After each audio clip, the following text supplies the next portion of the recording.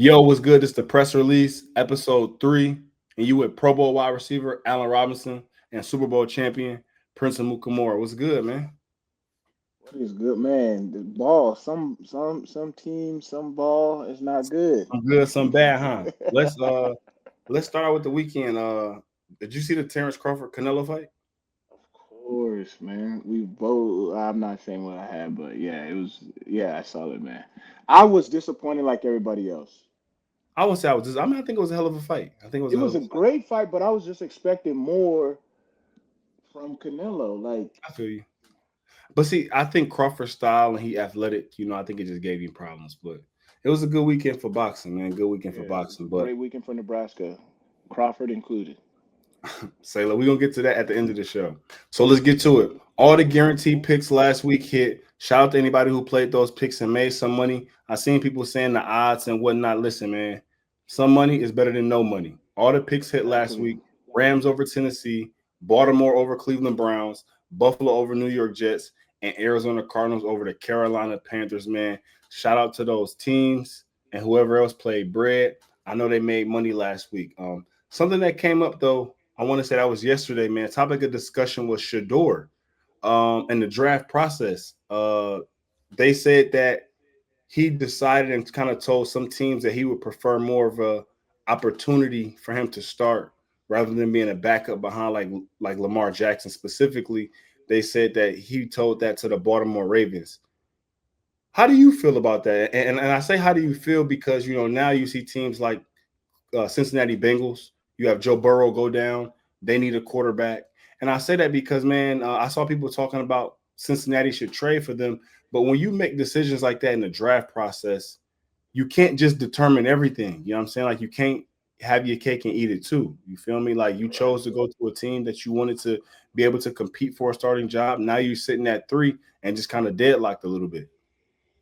Yeah, that. I mean, Shefty broke that news, and yeah, that was unfortunate because I feel like it plays into the narrative that people already had about him, and so um, yeah, I mean that's unfortunate, and but I think the Browns is a great spot that he landed in, and I mean to be honest, that spot is that's if he wants to play, if that's what he wanted to do, Browns is a good spot because that spot is open for him.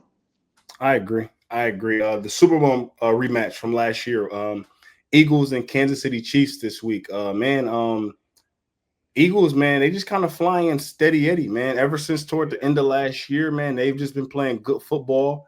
And they dominate the trenches throughout the course of the game, man. On the other side of the coin, Kansas City Chiefs, man, look to be struggling, not a little, but a lot.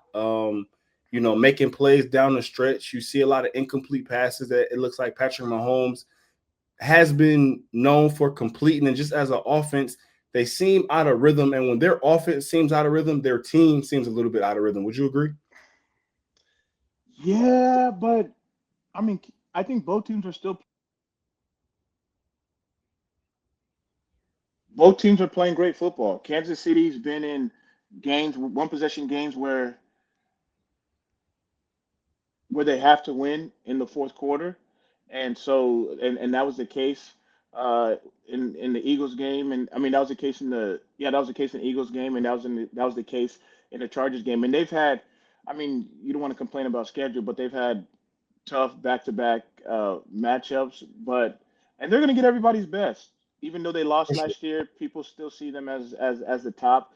So great for them, and great for the Eagles too. They've been battle tested with the Cowboys, and now with the Chiefs. So the Eagles are already getting a taste of playoff football, and so Facts, that's only going facts. to prep them for the rest of the season. Starting off 0-2 is tough, though. I believe only 3 teams have made it to the Super Bowl when they've started 0-2. So Right. obviously Kansas City kind of starting the year, on the odd side of the ball, if you will, by starting 0-2, putting themselves behind the 8 ball, excuse me, and being able to give themselves a shot down the stretch. I mean, they got Patrick Mahomes, so it's possible, but also, you know, um, they're in a tough division, man. So I mean, starting 0-2 is not ideal for them when you are in a tough division with the quarterbacks and coaches that they have. But another thing from that game, man, that I noticed was the tush push, man. I'm gonna say it now. I'm calling it now. This is the last year that we're gonna see the tush push.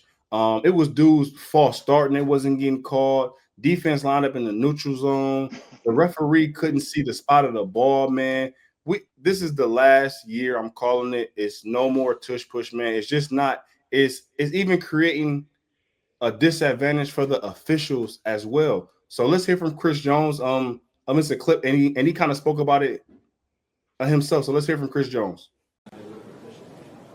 You know, sometimes can't get them all the calls right, and just because we see it, sometimes the official is 15, 20 feet away. Sometimes he can miss those small things, and we think he jumped multiple times. So an official didn't see it, so it wasn't called, and we just got to go play the next down. Is that something you guys have seen on tape before as you prepare for this? Does that happen sometimes? It happens. People jump all the time. It's just, if the officials see it, they'll call it. I don't think they've seen it those few plays, and we didn't get a call. And I mean, obviously, when you have things like that going on in a game, blatant missed calls on a specific play for whatever reason, it's guys leaning forward, again, moving, the ball's kind of moving. It's just an ugly play. You think it's gonna be out, or you think they're gonna just keep it pushing? No, I agree with you, and I've never heard that take before, but I think it's gone. I think it does, like you said, it creates a lot of confusion, and it creates a lot of it's just messy. And if the officials can't officiate it properly, because me and everyone who plays knows that officials get graded on calls that they make, and so And miss. and miss. You're right. And so they're gonna go and grade that, and they're gonna be like, "Yo, you have guys in the offensive line, you have guys encroaching, passing the line of scrimmage. You have guys moving.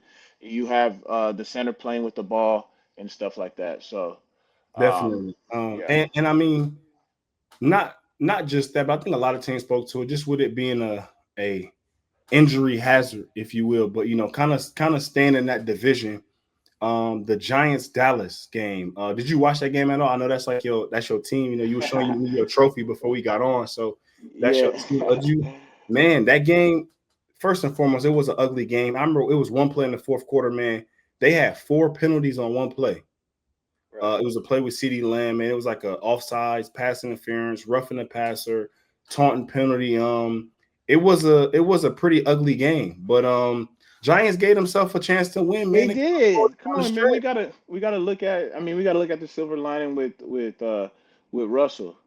Like, come on, you and everybody was calling for his job. You got to stand on it now. You and everybody was calling for his job, and he put four bills in the passing yards, and then touchdowns and just long ball. I mean, he was playing his best ball for like since his Seattle days. So everyone who's calling for Jackson Dart, who's a great player, is just let's let's hold on. I know he had the late interception, but he's trying to win the game. I mean, he's been taking shots like that the whole game, and he just saw that one differently.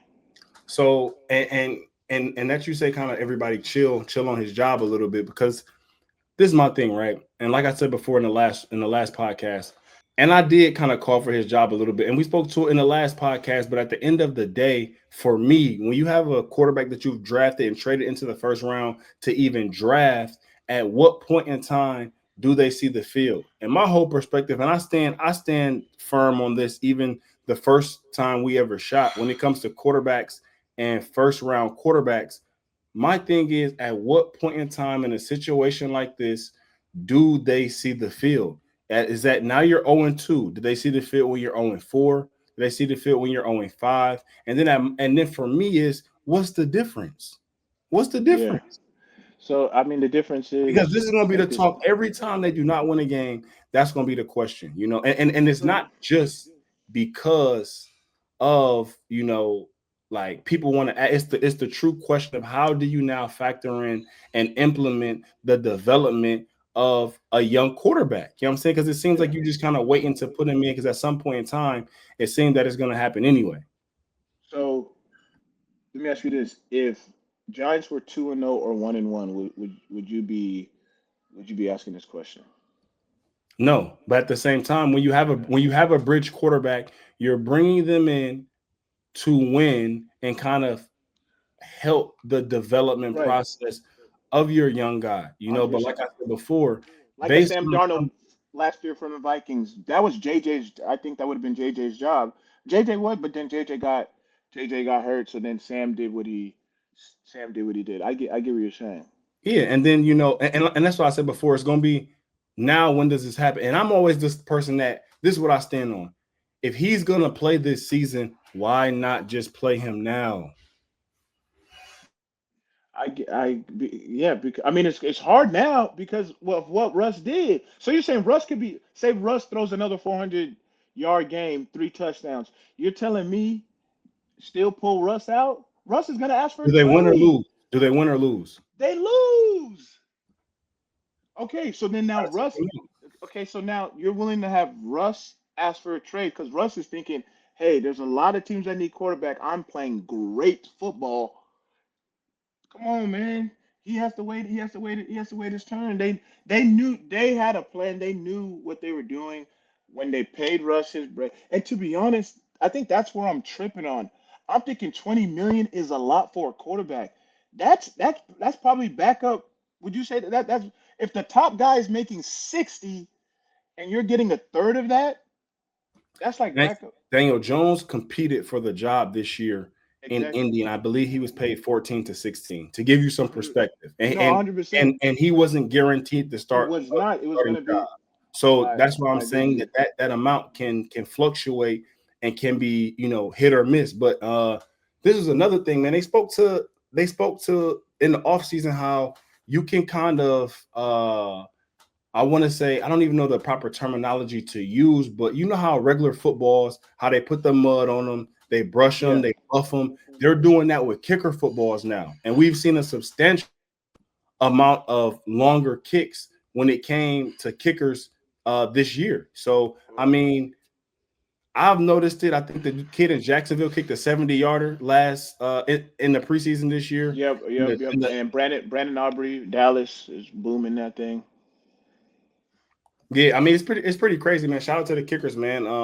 I like it, man. I remember when I first came in the league, man, a 53-yarder was something. You Oh got my dudes kicking gosh. 64 yarders Yeah. to tie the game up. And mind you, Dallas didn't even get any more extra yards to make it a closer kick.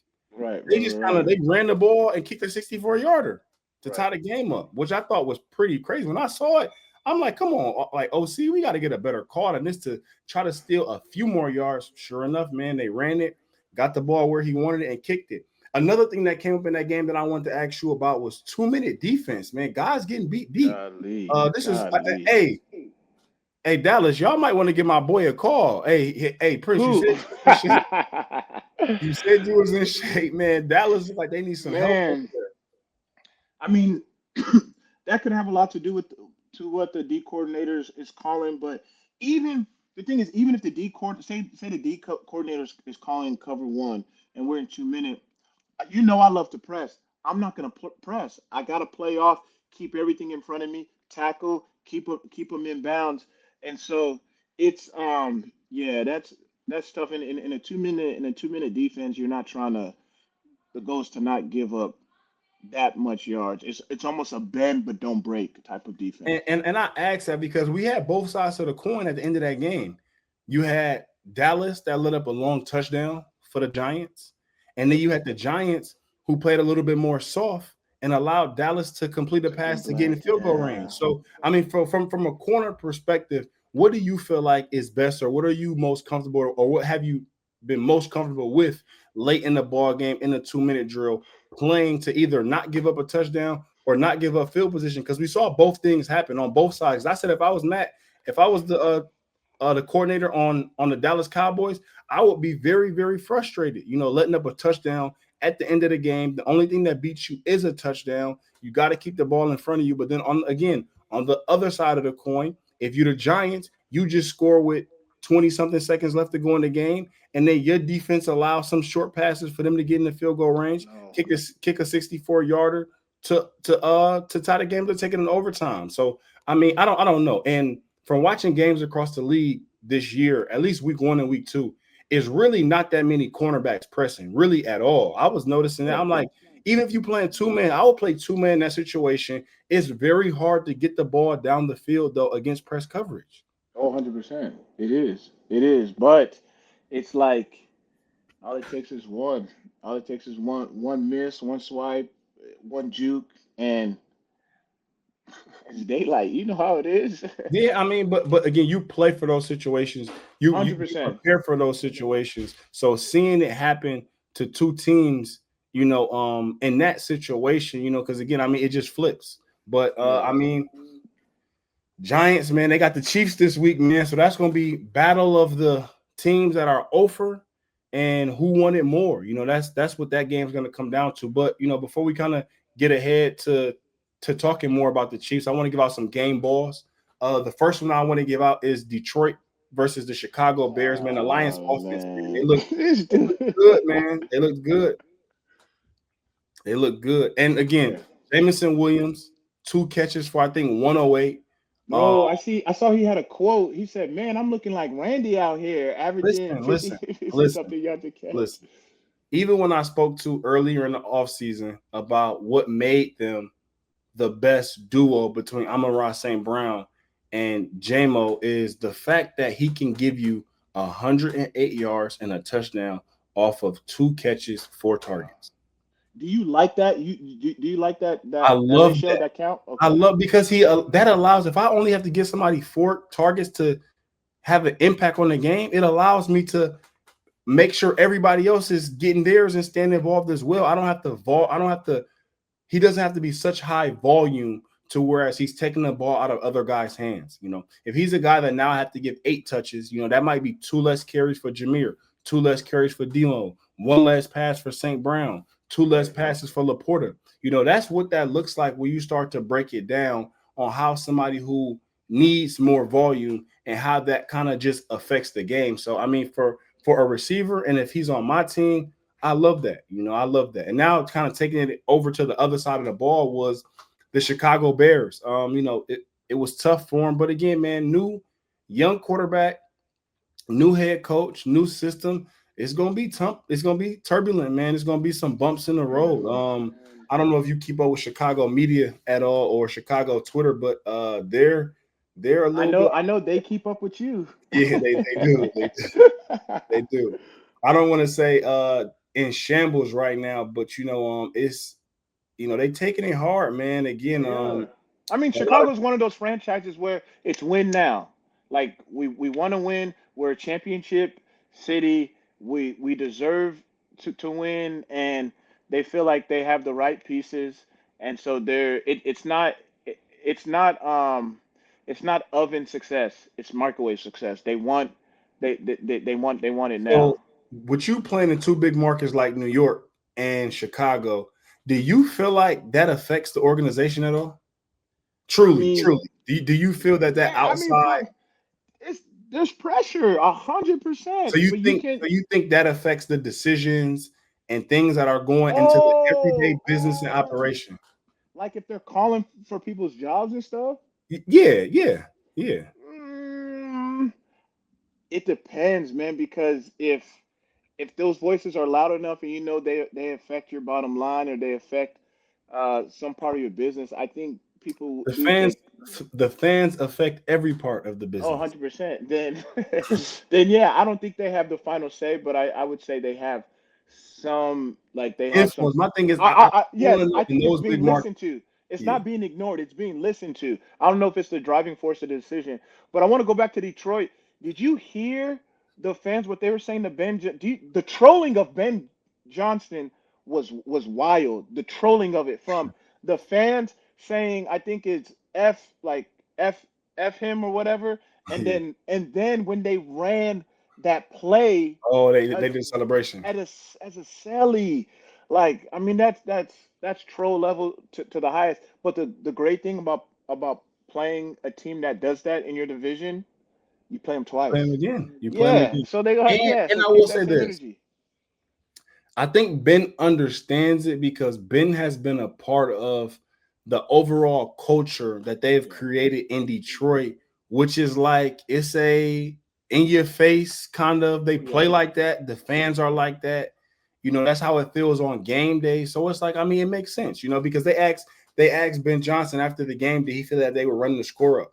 And Ben Johnson just kind of said, that's the Lions. That's how they play. It's 4th and goal. They're gonna go for it. They don't Why kick field not? goals on 4th and goal. Yeah. And You left man. It's more than it's personal. You left us. Like I don't care. You should have went somewhere. Like I'm. That's I agree. how.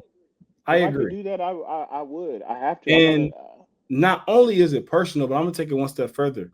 You got players who work throughout the course of the week to make plays. So, you know what I'm saying? Like if I'm putting somebody in, or if I could get this person to catch or get that person to catch who's been working the last couple weeks, if I can get him involved or get him a pass in the game, I'm gonna do that. But yeah, and to take it another step further is you have guys who work all week to be able to get an opportunity. And if you do have a game like that where you can get somebody a pass or get somebody a carry who's been working their butt off to be able to be in the game and make some plays, and you get the opportunity, you're gonna take it because everybody knows at the end of the day, the thing that I respect, even as far as a player who was in Detroit, film is king. We talk about that all the time.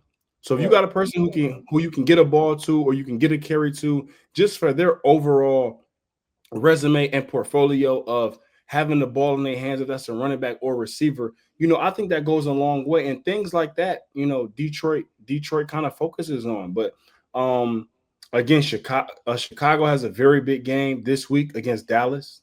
Um, Again, those God, two teams square off. how did they get the toughest schedule? Goodness. Yeah, I mean, sometimes it's like that. Sometimes it's kind of like divisional. You know, like when you play in a Yeah. good division, you're gonna have some tough games. You know, right now, like how we talk about the Chargers, Chiefs, Broncos, Raiders division. You know, again, Chiefs are sitting at the bottom of that division. So anybody who Same. plays them, you know, all 4 teams in that division is tough. But I'm gonna keep it into. I have a couple more game balls to give out before we move on. Yeah. Bengals versus Jacksonville. Jamar Chase. Much is He had okay. 14 catches on 16 targets, man. Played majority of the game with the backup quarterback, man. A lot of people are counting him out, man. Joe Burrow was gonna miss a few months.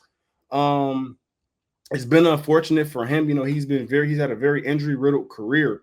But man, Jamar Chase, he cooked, and I wouldn't count them out just off the sheer fact of the skill position that they have, man. With him, T. Higgins, those guys, man, can keep you in any game as long as those guys stay healthy. I think they have a shot. I think they have a shot. Yeah, I would agree with that. And I mean, the quarterback Jake Browning. I mean, he had some picks in there, but still just ice in his veins. Like when they needed him, he came up big on those plays. And that's the thing with a backup quarterback. Like you would never expect Joe Burrow to be, I mean, this early in the season, especially in the fourth quarter. So you got to make sure you're not tripping, messing around the night before. Like you're in your playbook, and Gotta be a Jake Browning professional. did that. Yeah, 100%. And it's Uh, obvious he did that. Travis Hunter, he played a lot more on defense than he did offense. I've seen some mixed reviews.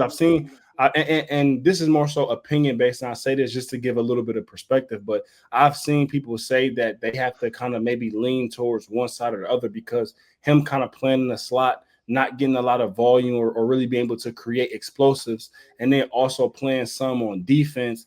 It's kind of like they're right in the middle. You know, a lot of people don't think or feel that they're getting the not right amount of production, but high enough amount of production with what they traded up and stuff for him. But again, I mean, it's very early to the season. I think that he's going to continue to find the rhythm. I heard him speaking in his post game interview. He said he thought he prepared well. And that he thought he was in very good position to make some plays. He said he just has to make a few more, but he feel like he's headed in the right direction. And I can respect it. I, I can respect it, but I think this was one of those games where put him on Jamar Chase. Yeah. I mean, it was one of those games let's just From see start to and finish for you, yeah, yeah, follow. and let yeah, and let you see like where you stand. I mean, Yeah. Yeah. We watched earlier Derek Stingley. I know he's a little bit older, obviously, but Derek Stingley was mano a mano with Mike Evans, and I saw that. it was a battle. And as a corner, I would say Derek won that. I think Mike had, I think last I saw was like 4 for 10 targets with 45 yards. He did get him on a deep ball, but like Stingley, no help. I don't see a Yeah. safety in sight, and so I think it was one of Stingley's those a good games where player. Travis should have Stingley's a got good that. player. Yeah, Another game ball. I got to give up. Colts versus the Broncos. Daniel Jones. yeah. His name. We keep saying his name. I thought we would, man. You know, going into this season when he had the battle against Anthony Richardson, I thought he would win the job. I've heard a lot of great reviews from his teammates and stuff since he's been in that locker room, man. And Daniel Jones, again, being with the Giants, man, he's a very likable person. And when you have that, and when you're able to get the locker room on your side, man, your Oh my teammates play a little gosh, bit harder for you. You know, they rally behind it, and it's they seem crazy to how be that happened. rallying behind him early. You know, I mean, because again, granted, they beat the Dolphins week 1, but beating the Broncos, man, the Broncos have a good team. You know, good They team, do. well Well coached. You know, coached. Yep. they're poised to be a playoff team, and for Daniel Jones to go out there and play like that, pass over 300 yards, you know, I think that's huge, man. As far as where that division stands right now, man, like I said last week, man, I I called it. think Hold on. close. Was it you who told me Texans? Someone said Tex. Did you say Texans was going to win that? Division. Yes. I don't believe so. I Oh, don't believe so. I Uh, called that, man. Texans, man. I mean, listen, Texans for whatever reason haven't just seemed to have the same flow that they had the last couple years prior, especially coming off of CJ Stroud's rookie year. They just seem to Yeah. be struggling a little bit right now. Like they struggled a little bit today. They had a chance to win the game. They couldn't put it away, you know. And Baker Mayfield had some Baker magic, you know, late in that Yeah, he game did. against Houston Texans. But one more game, ball. Packers versus Commanders, man, I got to give it to the Packers defense. Packers Oh defense has been yeah. Oh playing my gosh. lights out. And like we said in the first one, man, in the first podcast, the team speed that they have been playing with has even been elevated now with having Micah Parsons, because you have a person who can pretty much make your whole scheme play in a phone booth, because he can run down anything from the backside. You know, when you don't have the speed that he has on some of those outside zone runs, some of those slower developing runs, they're able to get the edge. And but with having Micah Parsons now, you have to account for that, because he can run that down from the backside, which again, I think for them has changed the complexion of their defense a lot. I mean, Yeah. it's a defense now that can be bend but don't break. But now you have a great rush. You know, I mean, to be honest, it reminds me a lot of that Chicago Bears defense that we had in 2018. Yeah. Um, Able to play bend but don't break, have a good secondary, have a good pass rush, and they're all playing together. And when you have a defense like that, man, that's how defenses have special years. And they started off playing against the Detroit Lions, who was a very good offense, one of the best last season, and the Washington Commanders, who were in the same situation, one of the best Right. offenses from last season, and seemed to be pretty dominant throughout the course of the game. Yeah. I mean, look at what they did to that Detroit offense first week, and then Detroit turns around and put hangs up like scores 51 points. And Yeah, the Commanders are a good football team, and for them to do that to the Commanders, and someone on their defense, I was with them on the Raiders, Keyshawn Nixon, their yeah, corner, because I remember when their CB1 went to the Ravens, everybody was like, "Whoa." Jair Alexander. Everyone was yeah, like, what's going on? And those decisions to us seems crazy, but if you're in that locker room, you know what you have on that depth chart, and obviously they have a CB1 in Keyshawn Nixon, but he was jumping slants, breaking balls. I mean, you can tell he was well prepared, and I don't want to say that their receiving core are no names, but I'm gonna start knowing their names because they can go. yeah, yeah, Like yeah. They have a like good, they they have a really good young group. They have a really good young group. yeah, and Jordan Love just looks different, man. I mean, he just letting it fly.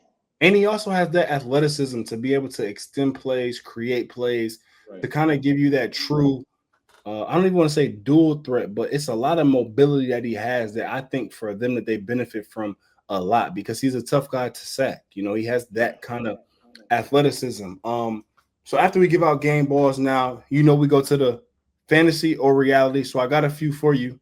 Fantasy or reality. Chiefs are in trouble. They are And not. I would. when I say in trouble, obviously in trouble, but I mean in trouble of not making the playoffs type trouble. Well, I mean, yeah, it's because they're. early in the season, but Yeah, no, the Chiefs, their standard is different than anybody else. It's not in trouble to have a winning season. We're talking about like, are they going to make postseason? Are they going to? Because Mahomes has a record of what conference? What is it? Conference divisional championship yeah, or conference championship appearance. or Yeah. yes, conference appearance or nothing. I mean, it's either that like that's his floor. It's conference or Super Bowl, and so. I'm not panicking. I think our Chiefs in trouble. I think that's a fantasy. That's not that. If they lose this week, it's a reality. And they're playing against my Crazy team. stat from last weekend. This was the first time in Patrick Mahomes' career that he's lost 3 straight games, dating back to the Super Bowl week Ooh, 1, week 2. That's you pretty know, crazy. I mean, how long he's been playing, that's pretty crazy. But my next one for you, fantasy or reality, do the Bengals still have a shot? if they trade for Jameis, they did. No, I'm kidding. If they trade for Jameis, I'm kidding. make some calls, man. Make some calls. um, You got we'll some juice see. in the Giants organization, man. Make some calls. They are 2-0 right now. I think their For the chances first are time still looking in good. a while. First time in a Yeah. while, too. I think their chances are looking good. I mean, they haven't played this, they haven't played the Steelers yet. They haven't played the Ravens yet, and so we'll see, and we'll see what they have in Jake Browning. So I would say it's a reality. They do right now. So I got one more for you. Fantasy or reality? Players only meeting a bad sign? I think our boy RC Ryan Clark said it the best. You're not having players meeting for being awesome for crushing teams. Like the only reason why you're having players only meeting is because the sky's falling down. Me and you have been in a players only meeting, and to the people listening, if you guys don't know what a players only meeting is, that's what it is. Players only. So we'll say out of nowhere. Sometimes you don't even know it's coming. You I, think it should hold come, on. but you don't know it's coming. Let me pause you right there because in Jacksonville we had a organization only. Oh yes, yes, we did. We had an Yes, and organization only, so that so was, you yes. know what I'm saying. And now, So and not to cut you off, but I wanted to yeah, ask: have you ever had any good players only meetings? no, None. no, zero. Because there's no.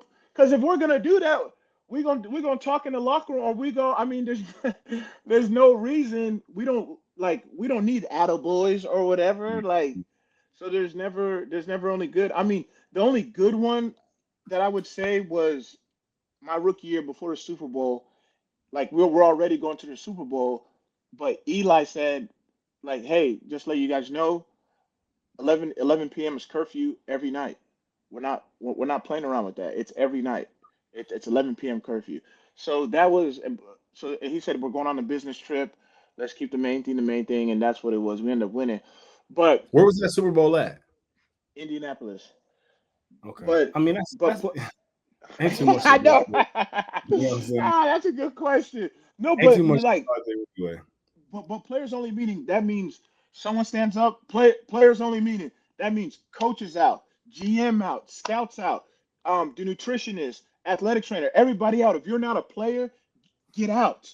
And then we'll have our captains, or whoever called it, we'll have them go and talk, and then boom, and the floor is open. Get it, say it with your chest and get it off your chest. Yeah, That's yeah. that's how it goes. And people, you're gonna see people calling people out. Man, Prince, you need to stop getting burnt. You need to, and then, Yeah. hey, I mean, if you're not listen, gonna, It's definitely some friction, and definitely some static in them players only meeting. So listen, Man, people been holding so much in. They need to get it out, and then the good thing about it is that well, it can either hurt you or help you after that. But you know it's out there. You know how people really feel yeah, about you, yeah, yeah, and then you operate like that. But if the best way to go about it is to have tough skin. Like take yeah, what people say, go work at it, and yeah, I mean that should be your response.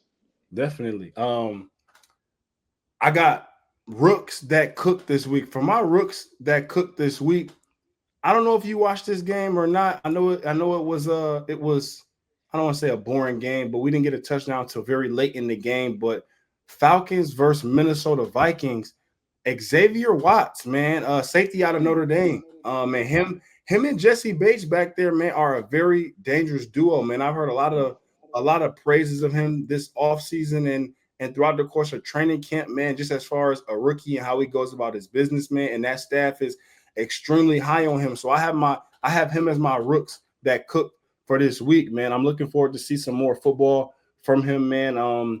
I mean, Falcons defense looked good, man. They looked really good. They did.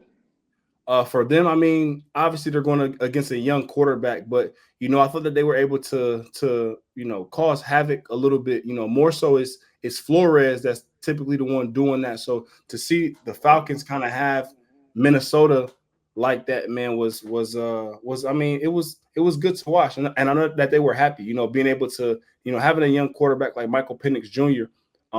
If you're gonna have any success at all, man, you got to have a strong run game and a good defense, which I think they have in Bijan Robinson and the defense at the Who had like 100 he's nice. 140 something yards. He's nice. Yeah, He's nice, man. Saquon kind of spoke to just how yes, nice he did. His Bijan cuts Robinson are is, man. yes. And Atlanta hasn't had the most primetime games over the past couple of years. So really being able to see him and to see that, man, they're gonna be solid. They're gonna be solid, Yeah. man. Just all around team. Like I said before, having a good run game and a good defense, man, is always a quarterback's best friend. Um, So before we you so close so out here, you so you would say it's between them and the Bucks right now to win that yeah, to win that definitely. division? Yeah. Between them and the Bucks, those will be my two teams. Just I'm a big quarterback guy, man. I feel like most teams in the division typically the best quarterback wins. Yep. And I think that those two quarterbacks between Baker Mayfield and Michael Penix Jr. is close. And then my next kind of factor in for me personally is I factor in the defense, and then I also factor in who has the best players. And those two teams have the best players in their division. And pound for pound, skill wise, I might say that Atlanta, I think, edges Tampa Bay a little bit on just overall skill all around the board. I mean, it's very close though. So I mean, Yeah. injury here or injury there, and that can kind of go the other way. But I would say that for that division, it's those two teams for me. Bet. I like it. And with my guarantee picks for week 3 this week, I got Bills over Dolphins, Seahawks over Saints, Packers over Browns, Falcons over the Panthers. So if you got some time this week, man, you want to make a few dollars. I don't know if you want to, take a shorty out on a date, just make a little bit of money for your kids, take them get some ice cream, different things like that. Whatever you want to do with your winnings. But if you do want to win, that's a parlay that I would do if I was you. Bro, it's crazy because people were really tagging you in their stories. I saw you reposted that people Bro, they really getting took to the that pick. money, bro. Get to that money, and, man. and our boy said, "Hey man, A Rob really." He said, "Man, I should have just did what A Rob said because he hit." Our boy Jack said. I I told was him, man. like, "Dang, all right, I told him. I might take these." Yeah, man. I'm Go ahead. Hey, listen, man. I know what I'm saying. If you got to go Amazon shopping or something like that, go ahead and do it, bro. Go ahead and make yourself some cheese, man. I'm gonna take those. I'm gonna take those. So until next time, man, we'll be back in Whoa, studio whoa, next week. whoa, whoa, whoa, whoa, whoa. Come on, man. Oh, Nebraska, Michigan. We need that. Listen, Nebraska, Michigan. We don't talk a lot of college on here, but this week is the week. Nebraska is 3-0 right now. Michigan is 2-1. Yeah. 2-1. They lost. They lost Oklahoma. Michigan is favored. I mean, I'm gonna be at that game. They're coming to Michigan. The Wolverines are coming to Lincoln. Crawford just won. Our volleyball team is booming. We're on So a high right Nebraska's up now. right now, huh? Yes, we're on a high right now, and Vegas, it's reflecting in the in the money lines. Vegas, it's been dropping, and Vegas has been showing us some respect, and so that's gonna be a good game. Obviously, I got Nebraska, I'm a and Michigan I can't guy. wait to be there. I'm a Yeah. Michigan guy. And Bryce Underwood is my guy. But anybody who knows me know I don't. If it's one team in the Big Ten that I hate, it's Michigan. So Over Ohio State? I'm rocking with Nebraska this week. Over Ohio State?